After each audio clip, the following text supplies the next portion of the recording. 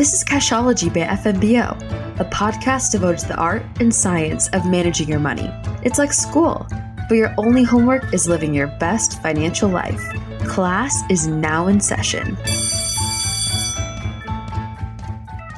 70% of Americans own a pet, according to the most recent survey from the American Pet Products Association.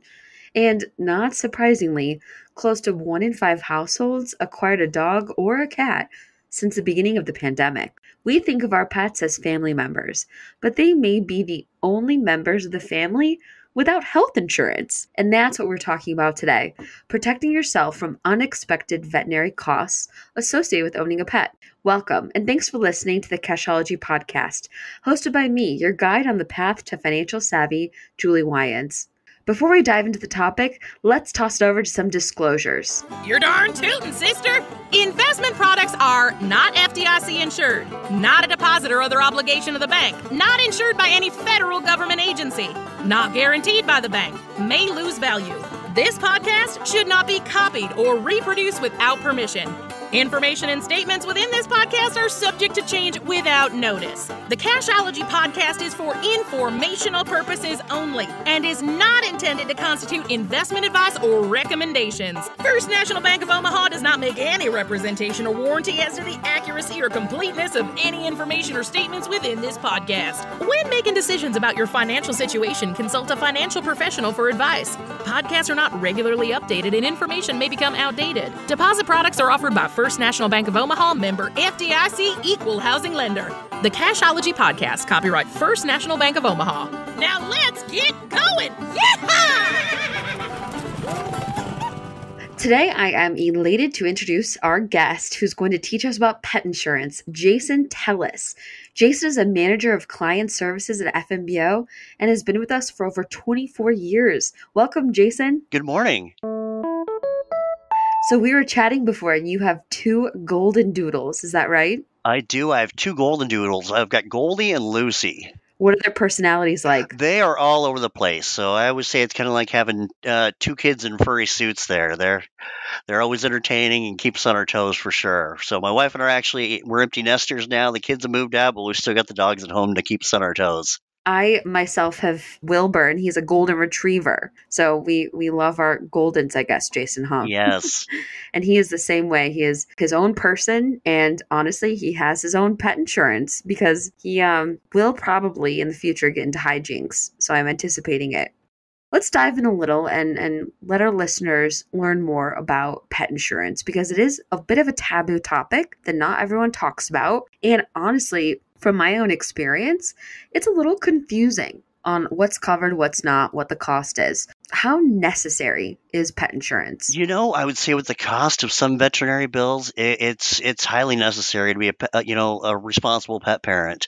Some examples like treating a torn ACL in a dog could actually cost $3,000 or more. Surgery to remove a tumor, $6,000 or more. Just like humans, pets can get injured or sick. Just thinking about our dogs, I mean, I know that they love to run. We call it, I don't know if this phenomenon happens with your dogs, but we call it frapping, where they frap around the yard because they love, all of a sudden they're really excited and they just want to run around. And tearing that ACL, I could totally see that happening very easily. So having that insurance to cover the $3,000 it would cost to fix and have a surgery, that's critical. I mean, in past episodes, we talked about an emergency fund, and that's about 2 months at least of your salary. That could be a significant punch to that savings. Absolutely. Savings, or, I've spent most of my career in credit cards. And, unfortunately, we've had some customers that have had to put some very healthy charges on their credit cards in the past or had to ask for additional credit.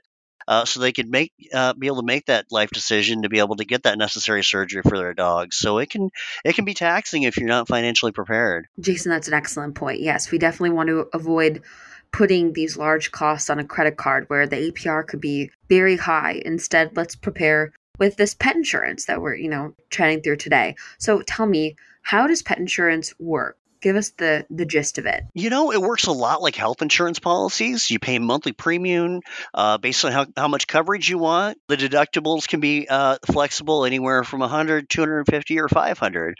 You got your choice of copays, anywhere from 10 to 30%. And if your pets become sick or injured, you just pay the deductible first, and then the coverage kicks in. So that's great. That means that just like regular health insurance, you are going to pay a small portion of whatever the cost was to help your pet, but ultimately you're not responsible for the potentially thousands of dollars.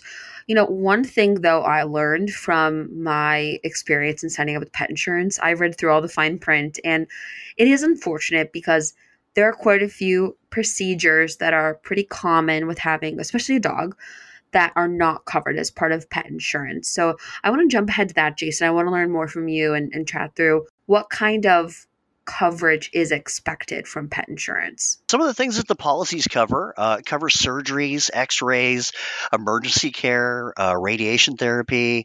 Even if your dog has to get hospitalized, it covers that. Some, but not all, will actually cover routine care, such as annual visits and vaccinations, because even those prices can add up as well. Completely. And that was one thing with my insurance. It did not cover spay or neutering. It did not cover vaccinations. So all those upfront costs with getting a new dog, a puppy, or a kitten weren't covered, which I think I expected from my pet insurance, but I wanted listeners to be aware to make sure you read what's covered. It's mainly for emergency situations that pet insurance will come into play, not necessarily the general upkeep and health of your dog or cat or other animals, which I guess is a question I have for you, Jason. Pet insurance, what kind of pets? 2 or 4 legs, they can be covered, whether it's, birds, reptiles, cats, and then, of course, our best friends are the dogs. Our best friends. They really are our best friends. I sometimes I think it's funny to say that, and I wish they could talk. I wish they could tell me how much they love me and how thankful they are, but they do it with I guess, nonverbal communication, right? They do.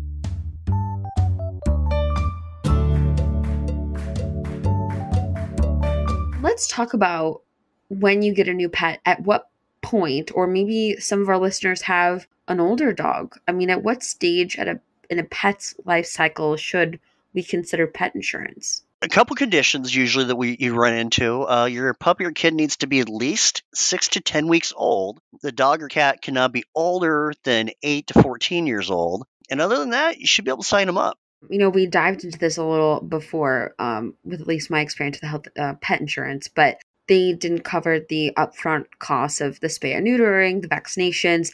There's also some caveats with pre-existing conditions with your animal.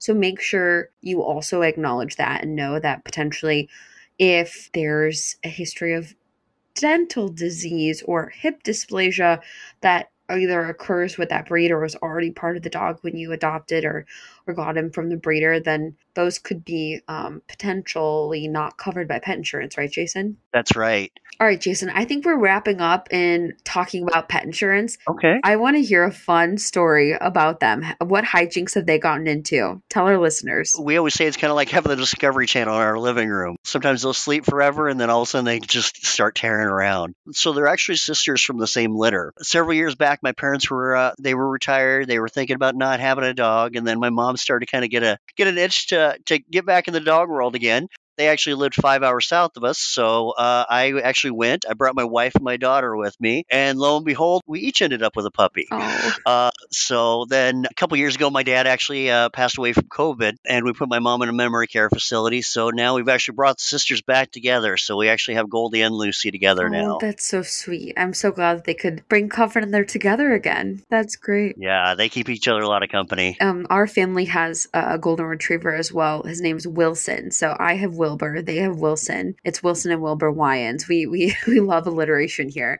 And I occasionally take them to what we call a forest preserve in the Chicagoland area. And they love it there because they get to see deer, and I practice recall with them, which I'm sure for anyone who has a dog, they know what this is, but basically saying their name. And if they come back, which it's only if they have nothing else on their mind, do they actually come back. I wish they were better at it. But one day we were in an open field, and I went to go grab my phone to send a photo of them to my family, and all of a sudden I look up and they were gone.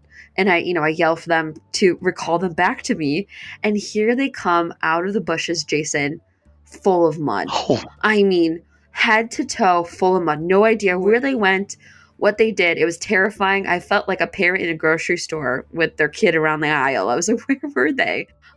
But they had the best time of their lives. That is for sure. that is great. Well, Jason, I really appreciate you joining us today and telling us more about pet insurance. Oh, it was a pleasure. And for anyone who's listening and curious more about financial topics, feel free to check out other episodes we've recorded as part of Cashology.